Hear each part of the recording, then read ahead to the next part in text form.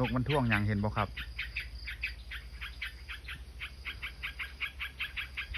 สีเดียวกันเลยกับใบไม้กับใบบักม่วงครับกลมกลืนกันขนาด